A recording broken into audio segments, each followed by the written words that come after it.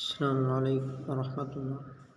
الحمد لله رب العالمين والصلاة والسلام على أشرف المرسلين وعلى آله وصحبه وسلم.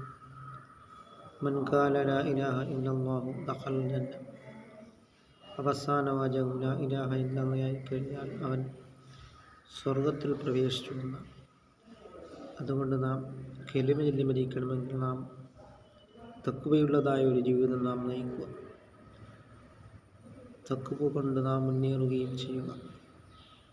അള്ളാഹുവിൻ്റെ നോട്ടം എന്നുറും ഇലാ ഖുലൂബിക്കും വഅഅമാലിക്കും, നിങ്ങളുടെ ഹൃദയങ്ങളിലേക്കും നിങ്ങളുടെ പ്രവർത്തനങ്ങളിലേക്കുമാണ് എന്നാണ് സയ്യിദുനാ റസൂൽ കരീം സല്ലല്ലാഹു അലൈഹി വസല്ലം തങ്ങൾ പറഞ്ഞിട്ടുണ്ട്. അതുകൊണ്ട് നാം വൽ ആഖിബത്തു ലിൽ മുത്തഖീൻ, അന്തിമ വിജയം തഖ്വയുള്ളവർക്കാണ്. തഖ്വ ചെയ്ത് അള്ളാഹുവിന് ജീവിക്കുന്നവർക്കാണ്. അതുകൊണ്ട് നാം ഒരു മുത്തഖിയായിട്ട് നാം ജീവിക്കുവാനും എല്ലാം അള്ളാഹുവിൻ്റെ പ്രീതിയിലായിട്ട് നാം ജീവിക്കുവാനും നാം ശ്രമിക്കുക. ഓരോ ചവിട്ടടിയും മിലൽ ഖബറി, ഖബറിലേക്കുള്ളതാണ് എന്ന് നാം മനസ്സിലാക്കിക്കൊണ്ട് നാം ഇലല്ലാം അള്ളാഹുവിലേക്ക് നാം മടങ്ങുകയും ചെയ്യുക. അങ്ങനെ നാം ആരാണ് യഥാർത്ഥ മുസ്ലിം? തൊപ്പി വെച്ചതുകൊണ്ടോ താടി വെച്ചതുകൊണ്ടോ ഒന്നും തന്നെ ഒരാളും തന്നെ യഥാർത്ഥ മുസ്ലിം ആവുകയില്ല.